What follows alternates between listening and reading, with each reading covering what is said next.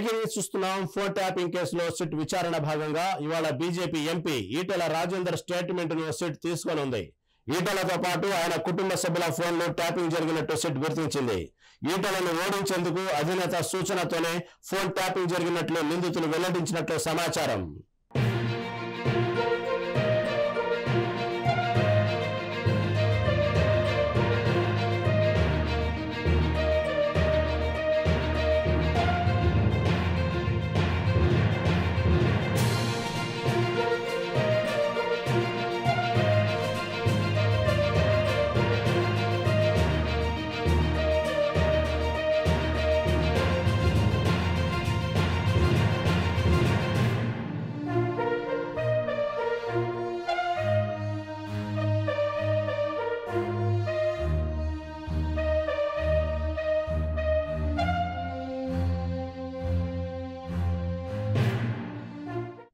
Phone tapping కేసులో SIT విచారణలో భాగంగా ఇవాళ BJP MP Etela Rajender statement ను సిట్ తీసుకునింది. ఈటెలతో పాటు ఆయన కుటుంబ సభ్యుల ఫోన్లు కూడా ట్యాపింగ్ జరిగినట్లు సిట్ గుర్తించింది. దీని మీద మరింత సమాచారం మా ప్రతినిధి జగన్ అందిస్తారు.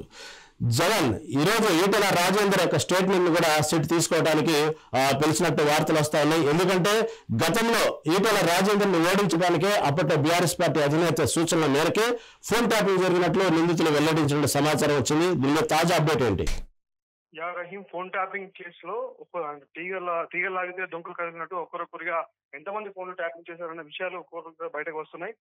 ఉప ఎన్నికలు జరిగిన ప్రతిసారి అంటే 2018 నుంచి కూడా ఈ ఫోన్ ట్యాపింగ్ వ్యవహారం అంతా నడుస్తున్నట్టుగా కూడా అధికారులు చెప్తున్నారు. అధికారులకు దర్యాప్తులో విసిపోయే విషయాలన్నీ కూడా తెలుస్తున్నాయి. ఎక్కడ ఉప ఎన్నిక జరిగినా, ఎక్కడ ఎన్నిక జరిగినా ఫోన్ ట్యాపింగ్ సంబంధం అక్కడ ఎవరైతే పోటీ చేస్తున్నారో పోటీదారులతో పాటు వాళ్ళకి సన్నిహితులు, వాళ్ళ ఫ్యామిలీలో ఉన్నటువంటి వ్యక్తుల్ని కూడా ఈ ఫోన్ ట్యాపింగ్ కు బాధితులయ్యారు. వారందరినీ కూడా ట్యాప్ చేసినటువంటి పరిస్థితి కూడా కనబడుతుంది. ఇదే విధంగా ఏదైతే 2018లో గెలిచినటువంటి ఈటెల రాజీనామా ఫోన్లు ఆయన ఫ్యామిలీకి సంబంధించిన ఫోన్లు కూడా ట్యాపింగ్ అయినటువంటి ఆరోపణల సమయంలో అతను కూడా ఈటెల రాజేందర్ కూడా తన ఫోన్ ట్యాపింగ్ గురైందంటూ కూడా చెప్పినటువంటి సందర్భం ఉంది.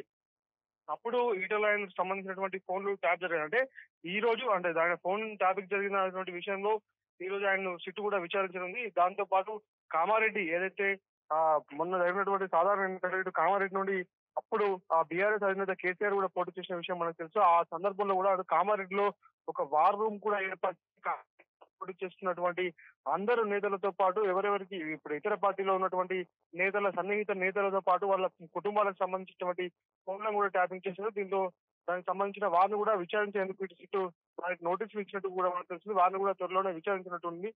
ఈ ఫోన్ ట్యాపింగ్ కేసుకు సంబంధించినటువంటి బాధితులు అందరూ స్టేట్మెంట్ తీసుకున్న తర్వాత సిట్టు విచారణ ఇంకా ముందుకు సాగుతుందంటూ కూడా మనకు తెలుస్తుంది. దానిలో భాగంగానే ఈ రోజు ఈటెల రాజేందర్తో పాటు ఆయన కుటుంబానికి సంబంధించినటువంటి కొంతమందిని విచారణ సిట్ అధికారులు తెలిపారు. Right, thank you for update.